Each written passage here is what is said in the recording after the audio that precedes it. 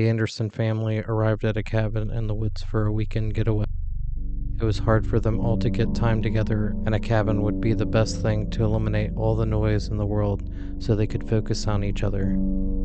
They arrived at the cabin and unpacked the car. When they got into the cabin, they all rushed to the different rooms to pick their favorite one. They started unpacking their bags, putting their clothes in the dressers and closets provided. As the Anderson family settled into the cabin, they couldn't shake the feeling that something just wasn't quite right. But they tried to ignore their nerves and focus on enjoying their time together. They played board games by the fire and told ghost stories late into the night. They told a story of a family that went to a cabin in the woods.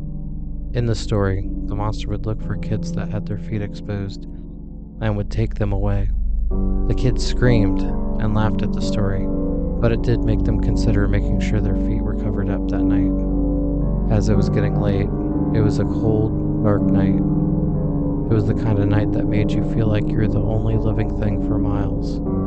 The air was quiet, barren of any life, but it was the kind of night that made you feel like you were being watched by something or someone. In the middle of the night, one of the children woke up to the sound of footsteps outside their bedroom door. She lay frozen in bed, trying to convince herself that it was just the sounds of an old house.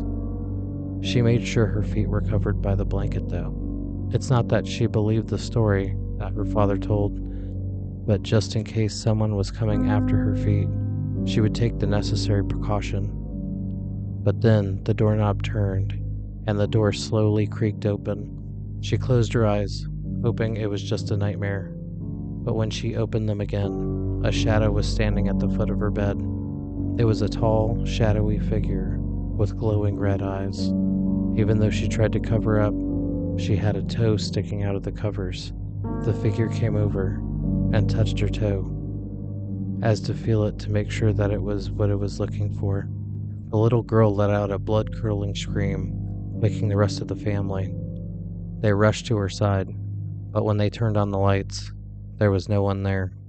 Suddenly, the door to the room slammed shut, and there was a loud commotion in the kitchen area. The father pulled the door hard until it opened. Suddenly, the door to the room slammed shut, and there was a loud commotion in the kitchen area. For a brief moment, they were all locked inside. The father pulled on the door hard until it opened. He ran into the kitchen to see what happened. All the dishes were broken all over the floor. All the drawers were open, and the cabinets were wide open. The family members all looked at each other and wondered what they should do. Try and stay in the cabin after what happened, or just get out while they could.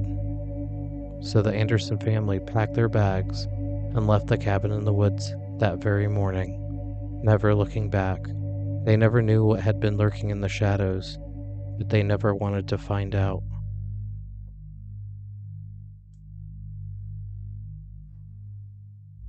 It was a dark and stormy night, and a family of 4 was huddled together in their cozy cabin in the woods. They had come for a weekend getaway, hoping to escape the hustle and bustle of the city and enjoy some much-needed relaxation.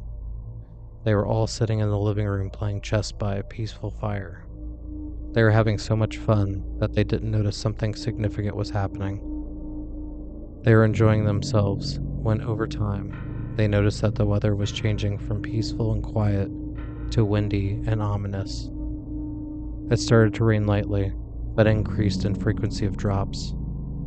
It was suddenly starting to come down pretty hard. It's a good thing they were in this cozy cabin and not outside, exposed to the elements. But as the wind howled and the rain poured against the windows, they felt a strong sense of unease that settled over them. The father and mother had heard rumors of strange happenings in these woods, of creatures that lurked in the shadows, waiting to prey on the unwary. They didn't believe any of those stories, and would not rent a cabin and put their kids in danger. But as the situation became more disturbing with the sudden change in weather, the parents both remembered the stories they had heard and disregarded when reading the reviews of the area and renting the cabin anyways. As the night wore on, the kids had talked about how the weather was scaring them. Their parents tried to downplay their kids' fears and ignore their own. They all turned in to get some sleep. Everybody got settled in their rooms, went through their nighttime routine and got into their covers. But just as they were drifting off to sleep, they were awoken by a loud thud coming from outside. The father grabbed his hunting rifle and cautiously made his way to the door, peering out into the darkness. But there was nothing to be seen, just the heavy rain and the swaying trees. He shrugged it off and returned to bed, but the thuds continued, growing louder and more insistent. The family knew they couldn't ignore it any longer. They gathered their things and prepared to flee, hoping to make it to their car before whatever was out there caught up to them. But as they stumbled through the woods to the car, they couldn't shake the feeling that they were being watched. And then, suddenly, they heard a low growl, followed by the sounds of snapping branches. They turned to see multiple pairs of glowing eyes emerging from the darkness and then the trees, looking down. They were everywhere. They screamed, but no one could hear them. They were attacked from every direction and were consumed by the creatures. The family was found a few days later when the owner of the cabin found them torn to pieces and was unable to positively identify the perpetrator of the heinous murder. The story of the cabin made the paper, but the locals knew better than to be surprised. They already knew what the creature was that attacked the family. They had seen them before and knew not to go into those woods in January, when the moon is full. Little did they know, their cabin in the woods was a place of legend, a place that everyone avoided at all costs. It's said that the creatures that attacked them still haunt those woods, waiting for its next victim to stumble upon its territory. The creature's name is a troglodyte. The group of troglodytes came out of a nearby cavern in search for some food. They stumbled upon the family and decided to get a snack. The family was in the wrong place at the wrong time. Leading up to the incident, the local news had reported on incidents that had occurred around town. The parents of the family had heard the stories, but disregarded the information as untrue. Just a bunch of hillbillies making up fantasy stories. The owner of the cabin even told the family to be careful when the sun goes down, as there are some predators in the area. He told them that even if there's a knock at the door at night, don't answer it. I guess the parents didn't listen. When staying at a cabin in the woods, do your research. Sometimes the information is right there in front of you, but it's up to you to listen.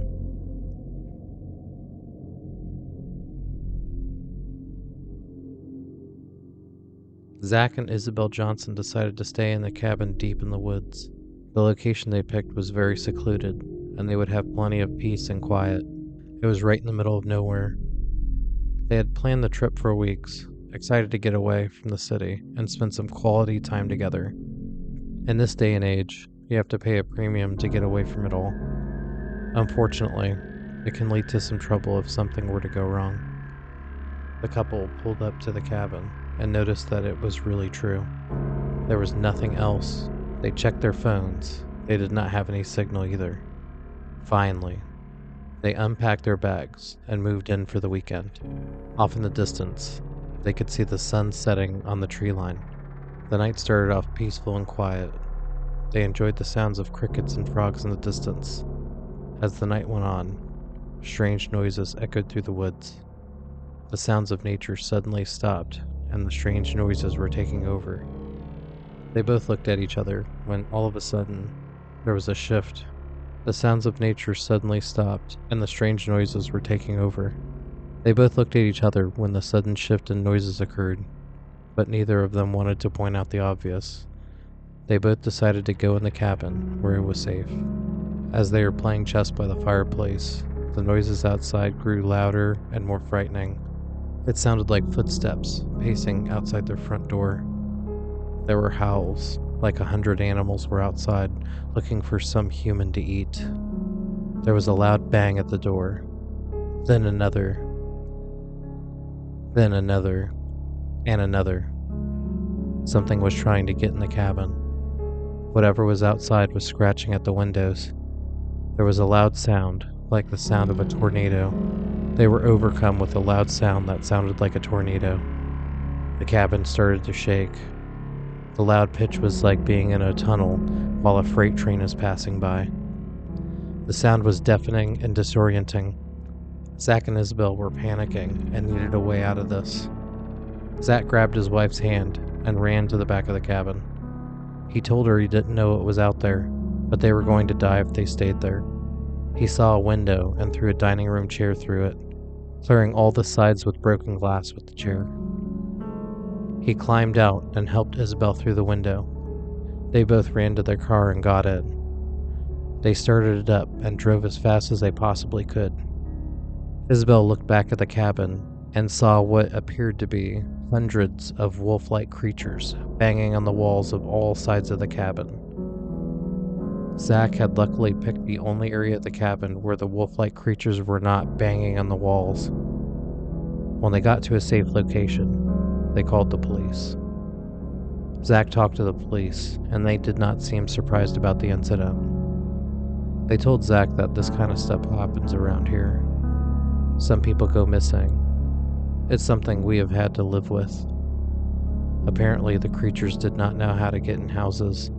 If they would have stayed inside, they would have been fine. Zach and Isabel did not reserve another cabin again. They stayed in the city, enjoying all the noise they could. Hey, Spooky Sooner here. Happy New Year to everybody. Some stories that we have coming up. Hotel horror stories. Ouija board stories. Travel stories.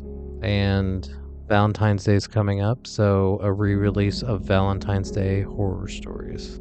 And I will sneak in a Texas haunted places as soon as possible. So, thanks for listening.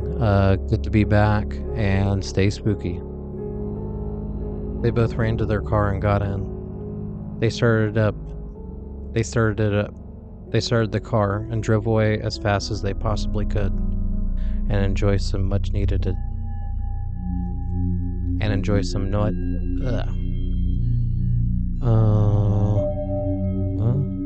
when staying at a